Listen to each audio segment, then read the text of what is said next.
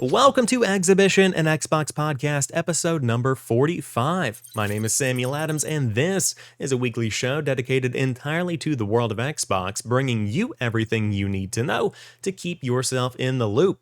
So if you're new here and you enjoy what you see, what you hear, hit that subscribe button on YouTube, add the show to your podcast feed of choice, and get it delivered to you each and every Sunday at 10 a.m. Eastern Time. But this week, we finally saw the details on the revamped PlayStation Plus program that now puts Sony's offering more in line with Microsoft's Xbox Game Pass. We'll be digging into more details there, comparing the two services, and I'll give my 2 cents on how this new offering stacks up. But that's not all. A new level of scrutiny is being applied to the Microsoft acquisition of Activision-Blizzard, and we'll talk more about what these senators are calling on the FTC to do, and if this new call makes sense or if it's just political conversation. Of course, going to be a very interesting topic there. I'll be talking more about Halo Infinite as well and my personal frustrations with the recent updates, and of course, we'll talk about the future of Xbox games as well, including a very interesting offer for MLB The Show 2022, which is coming day one to Xbox Game Pass. So without further ado, let's go ahead and dive into it. A new PlayStation Plus subscription model is on the way, launching in June with over 700 games and more value than ever. This news comes from a PlayStation blog post on March the 29th by Sony's president and CEO of PlayStation, Jim Ryan, who digs into the details of what exactly is going on. And the high-level overview here, if you don't want to learn about the subscription pricing and whatnot, is that PlayStation Plus and PlayStation Now are effectively being merged, and that's pretty much fundamentally what's happening here.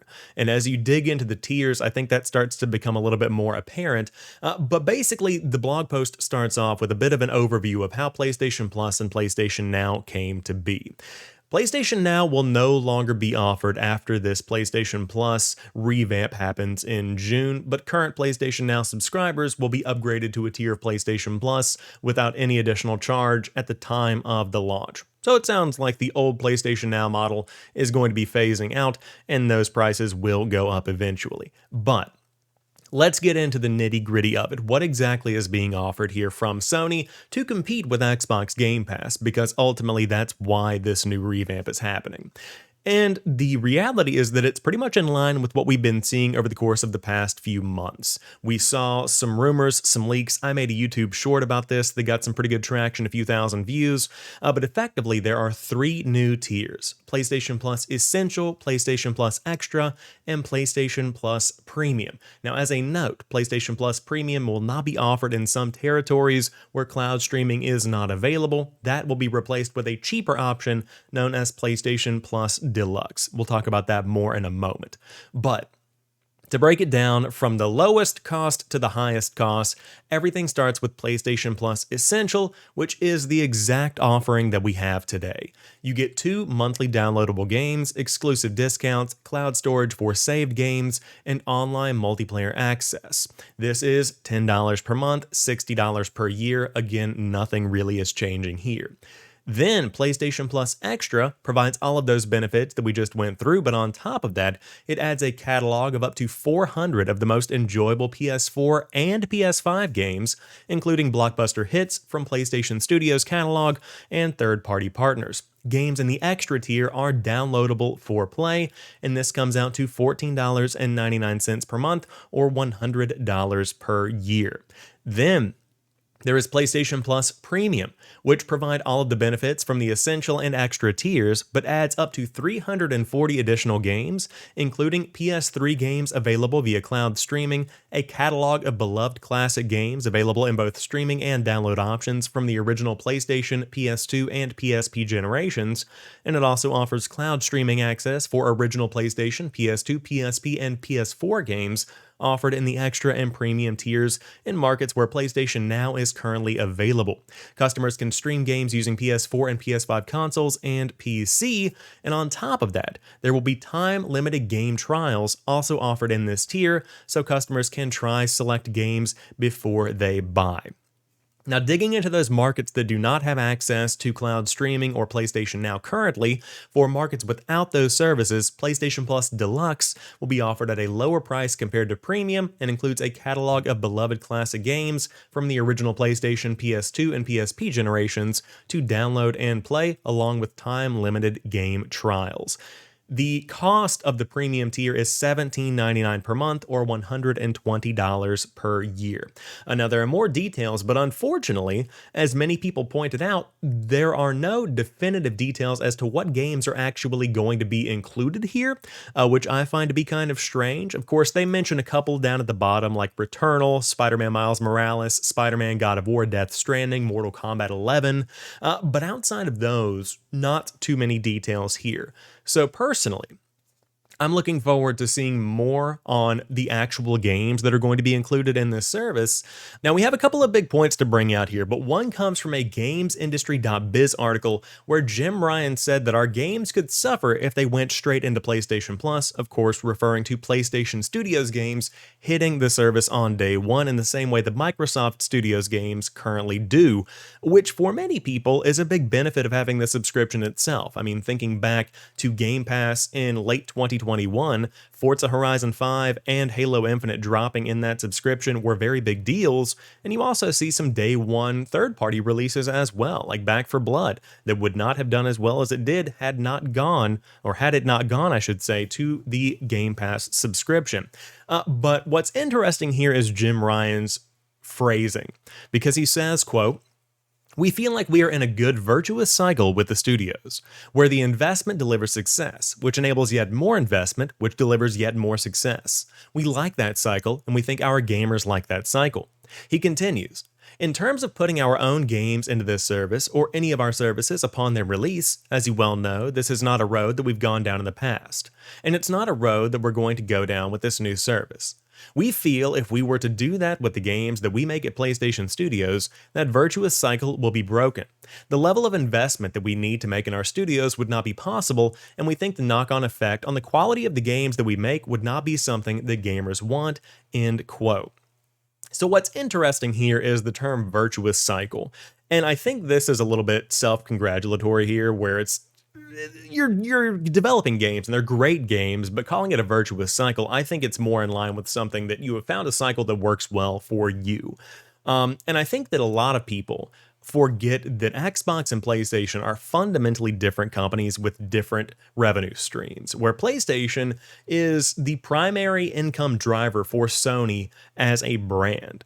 That's much different than what we have with Microsoft, where Xbox is driving revenue, but the majority of the income and the majority of the funding, if we're being honest, likely comes from external sources like Office, like Windows, and there is a much bigger pool of money to play with that Sony just can't compete with. Not that they necessarily have to. Each of these companies caters to their own demographic and their own core player base in many different ways. And so, I think that what Jim Ryan is saying here was pretty heavily scrutinized by the Xbox community, but I do understand it, and I think that it's kind of, again, a little bit fluffy in the way that it's said, but ultimately, we have a cycle that works for us, and we think that adding these games to this service on day one would break that cycle. And that's something that I think, personally, was analyzed very closely. I think that there was probably a very deep conversation about, can we add PlayStation games into this service on day one? And I think that after the numbers were crunched, probably was not that good of an idea for the financial bottom line of PlayStation. Xbox, on the other hand, can do that because they have other funding coming in from other different areas of Microsoft as an entity.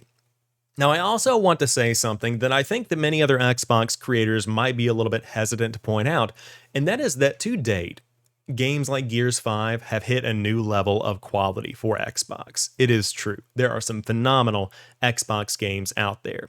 But when it comes down to brass tacks, when it comes down to the games that stand out in my memory, personally, for me, again, you could have a different experience, but for the games that stand out in my opinion, PlayStation has come out on top by delivering these high-quality experiences that have fewer bugs, that have more robust worlds, if we're being honest here, than what Xbox has put out to date.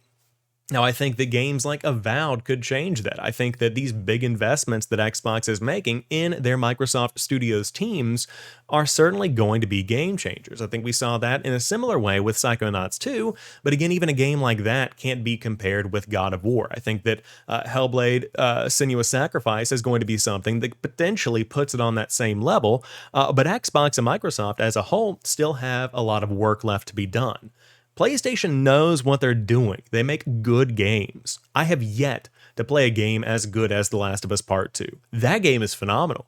That game is emotional. And not that Xbox games haven't been emotional, but on that level of quality and on that level of writing, I haven't seen it from Xbox as a team. And so I think that this is a good move for PlayStation. I think they know what they're doing, and I think that they're doing it well. But what I will say is that this does not come close to Game Pass. PlayStation Plus's revamp is not on the same level at all, and ultimately, the real question of how far off the mark is it will come whenever we see what games are actually included in the service. I think you'll probably see a good bit of overlap depending on what these contracts look like, specifically depending on what Xbox has made their Game Pass contract look like. But what I hope comes from this revamped PlayStation Plus is that more people are able to discover more games. And I think that's ultimately what I want from Game Pass to continue doing. It's what I want from PlayStation's new PlayStation Plus subscription. I want more discoverability across the board no matter where people play. Because I've found so many fantastic indies because of Xbox Game Pass, and I think it does well to shine a light on these smaller studios and to give people more opportunities to expand into genres that they might not normally get into. And to kind of wrap up this part of the conversation, Game Pass has pushed this to happen. This PlayStation Plus revamp would not be happening if Xbox Game Pass had not been introduced and shaken up the way the games are monetized and the games are distributed. And I think that there's a bigger conversation to be had around how this impacts games as a whole. Again, it's a conversation PlayStation is having right now internally of how do we monetize this? How can we make this work? And I think that it's going to be a very transformative time for the gaming industry overall. But it's a transformative time that is positive for the consumer. Because, just as an example, I don't own a PlayStation 5 right now. I fully intend to in the future, though. Whenever games start to get price drops, more games come out that I'm personally interested in playing, that's whenever I'm going to dive in. And so for $15 a month for Xbox, $15 a month for PlayStation, bring it together, $30 a month across the board.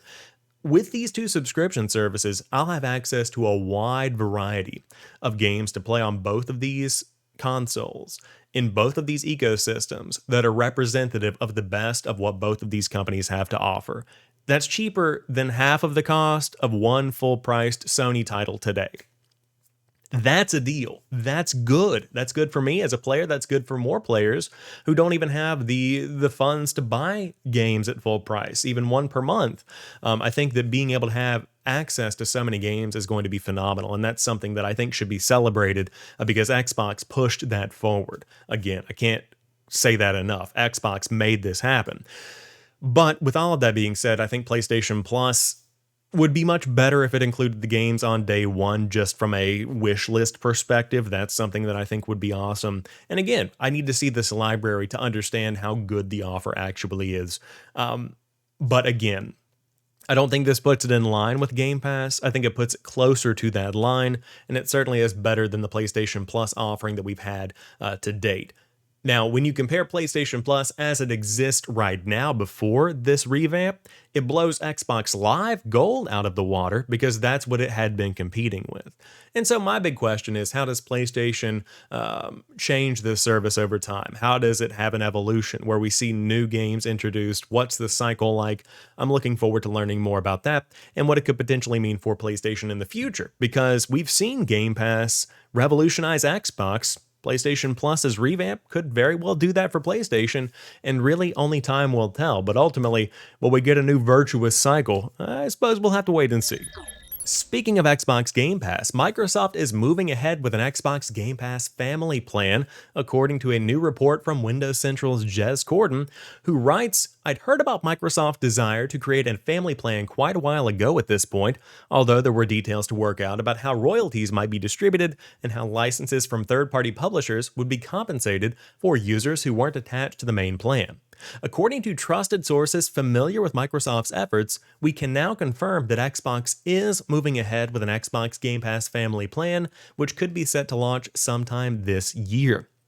From our information, paying on a higher tier for an Xbox Game Pass family plan will net access for 5 players for games across the entire library and will be far cheaper than paying for 5 separate Xbox Game Pass accounts, as is necessary today.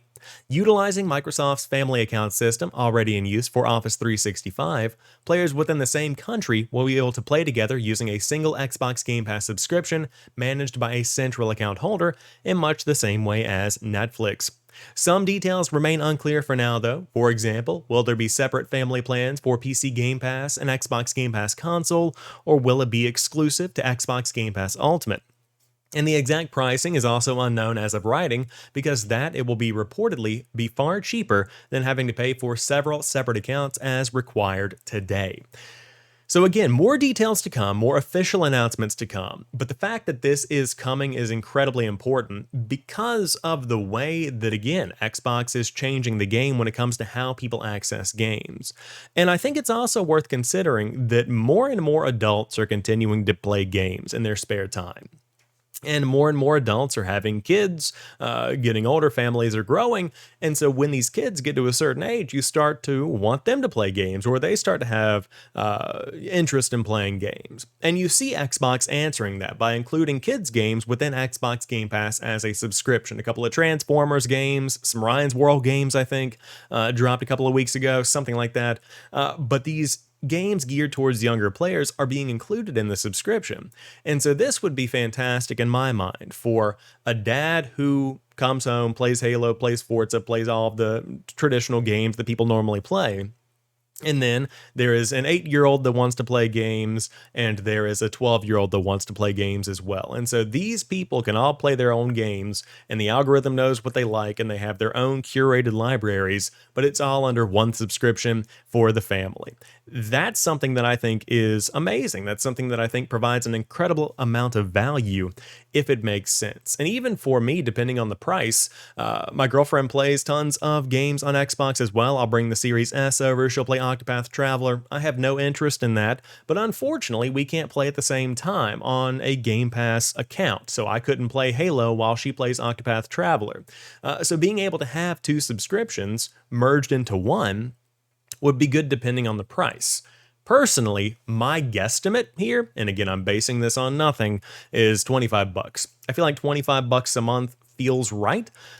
You could potentially push it to 30, but again, at that point, you would only need, if you had 2 players, to get 2 Game Pass Ultimate accounts. I think that may be what they do, because for $30 a month, seems a little high. $25 a month seems more reasonable, but once again, this is, as Jez points out, reportedly geared towards people that need 5 plans or multiple plans more than 2. So, looking forward to learning more. I think that expanding the offering is very important, and the next step after this, I think, is going to be adding a cloud-only version of this that is $5 a month. I think that's the sweet spot, where you can get those people that just play on phones, that just play on PCs. I think that's really where you're going to see this thing shine. So looking forward to learning more about this, but this report is certainly exciting for me personally as I look forward to the future and continuing to game within the Xbox ecosystem as my life grows and evolves. And 10 years from now, who knows, I could have the family plan and have 5 kids playing on that. That could be a lot. Never mind. Maybe 2. Maybe we'll do 2. Jumping into this next story from IGN, which is actually reporting on a Wall Street Journal article where Bernie Sanders and other senators are raising concerns about Xbox's Activision-Blizzard deal. So the core of this can be tied back to a tweet from Elizabeth Warren on Twitter, who writes, Activision has a history of unchecked workplace sexual misconduct and discrimination. If the merger with Microsoft happens, conditions for workers could get worse. Senator Sanders, Senator Whitehouse, and Senator Booker and I want the FTC to closely scrutinize the merger. So, this all ties into the worker conditions and the recent allegations and the recent confirmations. I can't say allegations anymore. Confirmations that Activision has a horrible workplace culture, and they recently had to pay millions of dollars in compensation for these victims of this workplace and the misconduct that's happened there. And so, at its core, this tweet, these motions are not negative. because they keep worker safety, worker satisfaction, and employee workplace culture at the focus because it needs improvement. And Microsoft is likely going to improve that. What bothers me is that behind this, you see a ton of gathering steam within the gaming community of, yes, scrutinize this, and it's misplaced because they're just frustrated that some of these Activision-Blizzard games are going to be Xbox exclusives. The focus here should be on the workplace culture that Microsoft is ready to improve, and they've said they are dedicated to improving that. And personally, I think that these calls from these senators are not really going to change anything. I think the FTC is going to diligently dig into this, and I don't think anything personally is going to be blocked. I think that this is all going to be water under the bridge in about 2 years' time when all of this is said and done and in the past. But what I will say is I think, personally for me, scrutinize the hell out of it. Dig into it. Make sure everything is on the up and up. Because if it's not, then we need to have a conversation about why. I think that's the biggest takeaway here is that I've always been somebody who, whenever I first got my license, my mom always said, don't speed, stay within the speed limit, drive safely and stuff. And I always said, if you're not doing anything wrong, then you don't have anything to worry about. And so if Microsoft is doing nothing wrong, shouldn't have anything to worry about. And if they are doing something wrong, that needs to be addressed. That needs to be discussed. And so I think that scrutinize it if you want. But I personally believe that everything is on the up and up here. I haven't heard any reports otherwise. Now, what I will say is that Microsoft is not guilt-free here. They've had plenty of issues in the past, some of which came out this week from the studio behind State of Decay 3. I heard a report on that where there are some workplace misconduct allegations and some sexual harassment allegations going on there, overworking, burnout, that kind of thing. And so Microsoft needs to be ready to address this. Microsoft needs to be ready to handle this. And if they are not equipped to do that, then they need to have an action plan of how they are going to be ready to do that. And I think they have some time to make sure that they're ready. And I think that right now, you're getting ready to see a big turnover in terms of leadership at Activision-Blizzard when Microsoft takes over. The report is that Bobby Kotick is out as soon as that deal closes. And so with all of that being considered, I think this is well placed. I think there's a lot of different conversations happening around it, but at its core, workers' conditions should improve. And I think that Microsoft is ready to do that. But it's a bigger conversation being had. Again, you'll see it a ton if you're on Twitter, which again, if you're not on Twitter, wouldn't recommend getting on it. It's a big cesspool over there. But very interesting to see this conversation begin to take place as we get closer and closer to this deal actually closing in relatively a year's time or so. Looking forward to discussing more and hearing more about this story as it continues to evolve. Now let's get into the weekly tradition of discussing Halo Infinite, because a new Season 1 outcomes report is out now that digs into the details about what has been discovered during Season 1, the new updates that are coming, changes to audio, changes ahead of Season 2, and what to expect in Season 2 with the new arena map, the new big team battle map, and you can dig more into this. It's a very in-depth blog post that keeps going with tons of feedback and stability updates. But what I want to talk about today specifically is this report from Pure Xbox, which is going back to a Reddit thread with the community director Brian Gerard from 343 taking to Reddit and responding to fans who have been disappointed with messaging around the game. Here's a little glimpse at what he had to say. We fully acknowledge that we are not truly able to say everything many folks want to hear. We get it, and it's a tough spot to be in all around. Season 2 will be a good step, but there's a lot of work to do, and most of it is going to take more time than most want. There are indeed a lot of challenges and constraints. We are certainly not happy to be unable to meet player and community expectations. It's a difficult situation that's going to take the team time to work through. Right now, the focus is on Season 2, and we'll have more to share on that in the coming weeks. Meanwhile, a lot of production planning, costing, planning, hiring, etc. is all happening, which doesn't really lend to detailed regular updates. We understand the community is simply out of patience, and frankly, I think understandably tired of words. We just need some time for the team to get the details sorted, and then we can certainly share as much as we can, end quote. So, once again, I want to go back to the Season 2 update blog, which is digging into the details of what's coming. We have the new theme that's coming, we have this World War II style armor core that's coming, and we have 2 new maps, Breaker, Catalyst. That's pretty much it. Of course, you have new limited time modes, stuff like that are coming out, King of the Hill returns, a couple of things like that. But I feel like personally I've been pretty patient. I'm out of patience. All right, I'm just going to be quite frank with it. I want Halo Infinite to be phenomenal. I want to be able to wake up in the morning and I don't want to think about another game. I want to be so engulfed in Halo Infinite that I can't even breathe. Haven't had that experience except for the first couple of weeks of the game coming out. Really, at the end of December, I kind of tapped out and I said, hey, I'm done with Halo Infinite right now, because even today, the Fractured event is continuing to go on with Fiesta. This is week number 5. And when I go and boot up Halo Infinite, I know the maps like the back of my hand. I know the modes like the back of my hand. It's too familiar at this point. There is not enough content to keep things fresh. And 2 weeks after Season 2 is out, it's going to be the exact same situation until Season 3 drops, which I would imagine is probably going to be sometime around August or September, assuming that's kind of what they have in mind. That's just not enough for me. And I understand the difficulties that the team has had. I understand that they're still even hiring, as he says in these posts on Reddit, for different positions on the team. But it's got to be better. You've got to be faster. And they've admitted this. You know, it's not like this is something that's news to them. They know that this is where they're at. And even Brian Gerard says that, you know, they're understandable. Fans are out of patience. I'm out of patience. And I'm a fan. I'm one of those guys. So I would love to hear your thoughts down below. What do you think about Halo Infinite and Season 1 coming to a close? How has the first few months been for you? I say few, about 6 months been for you.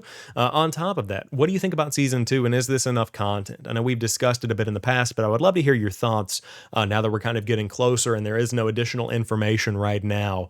But personally for me, I'm absolutely in the frustrated camp here.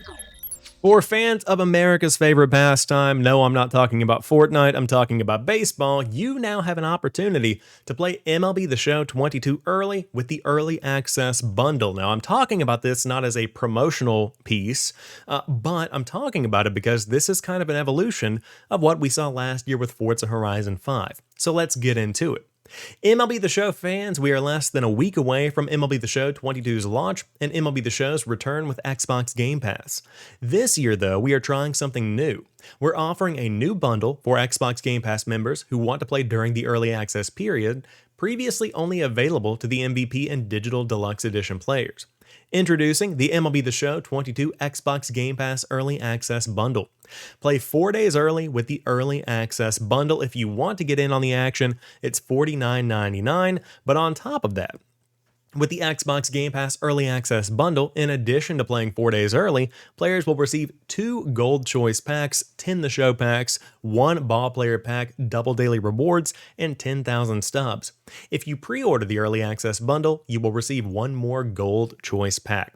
Please note, however, the Early Access Bundle does not include any entitlements to MLB 22, or I should say MLB The Show 22. Make it very clear, this is not you buying the game. This is just you buying stuff in the game, microtransactions and early access. If you are not an Xbox Game Pass member and you purchase this bundle, you will not be able to play MLB The Show 22. For those fans, we recommend the MVP Edition or the Digital Deluxe Edition, running at $84.99 for the MVP and $99.99 for the Digital Deluxe Edition.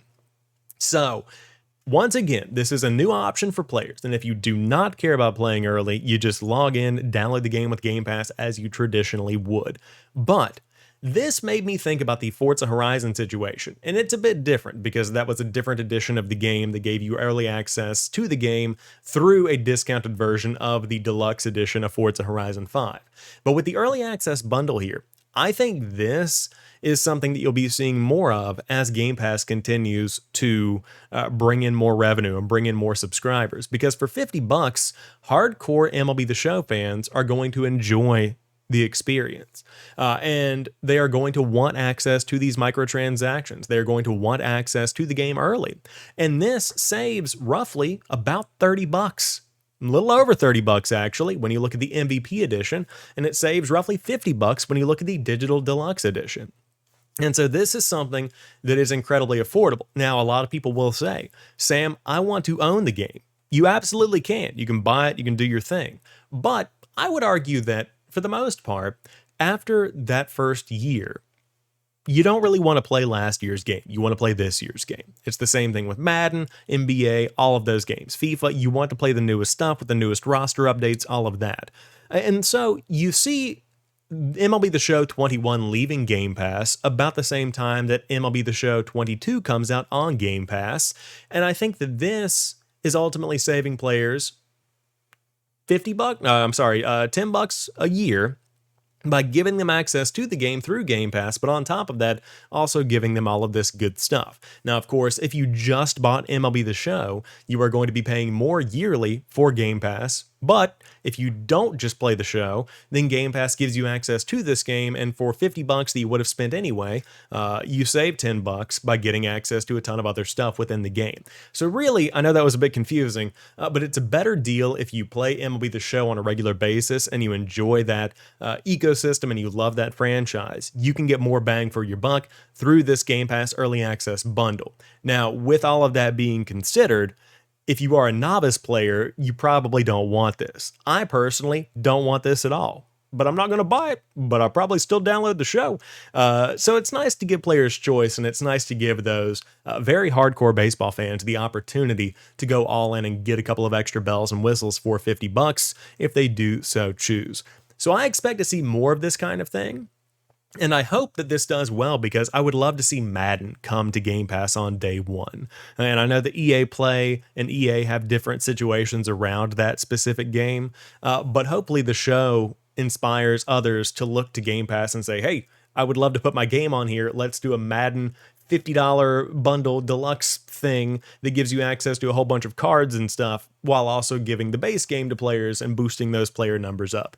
That's the kind of thing that I hope to see from this. So we will tune in, share more whenever the time comes about hopefully some numbers that show how successful this program is, but I did want to let you guys know just in case you wanted to hit a home run in a couple of weeks. Now, to round out today's show, I have a couple of pieces of news I did want to touch on. First and foremost, Apex Legends comes to PS5 and Xbox Series X, and it's out right now. This, of course, is a very popular battle royale, but it includes 4K 60 FPS, and in the future, it will include 120 FPS and more visual and audio improvements on the Xbox Series X and S, as well as haptic feedback and adaptive triggers on PS5. Now, notably, not all of the enhancements are on Xbox Series S, so if you play on the lower end console, you might not get everything you want, but you get everything you need because it is inevitably going to look and run much, much better. If you want to dive in now, the Warriors Collection event is also running. You can get some cosmetics, play the game that we all know and love, and again, Apex Legends, very good time, highly recommend it, and again, free to play. So hey, dive in, download it, and give it a shot. But you can also download and give these games a shot. These are the games with gold for April of 2022. And once again, not too much to discuss here. You have Another Sight available from April 1st to the 30th. Hue is available from April 16th to May 15th. Outpost Kalaki X is available April 1st to the 15th. And my personal pick, MX vs. ATV Alive, is available from April 16th to the 30th. I'm waiting on the day they merge Xbox Live in with Game Pass and we can just stop this madness, because if PlayStation can take away PlayStation Now entirely and merge that in with PlayStation Plus without too much fan feedback, this can make... we can get rid of this. We don't need this anymore. No one needs Xbox Live games with gold. It's an embarrassment. It's a mole on Xbox as a brand, personally. My personal take there. And it really just needs to go away. But hey, $75 in value, 3,200 gamer score. Go ahead, dive in, give them a shot if you would like. I'll probably check out MX vs. ATV Alive. I have not played that in years. And he was also a fun little indie. I think it was a PlayStation Plus game on the Vita back in the day that I played. But again, don't really need it. Just don't really need it. That wraps up episode 45 of Xhibition, an Xbox podcast. If you enjoy the show, hit that like button on YouTube. And of course, as I said at the beginning, if you're new here, hit that subscribe button, add the show to your podcast feed, and have a good time with me every Sunday digging into the news, sharing some opinions. It's always a good time, and of course, we have plenty of events coming up in the months ahead, so stay tuned. I'm sure it is going to be a very interesting summer season. But until next time, you guys have a fantastic rest of your week. I'll talk to you soon, and keep on playing.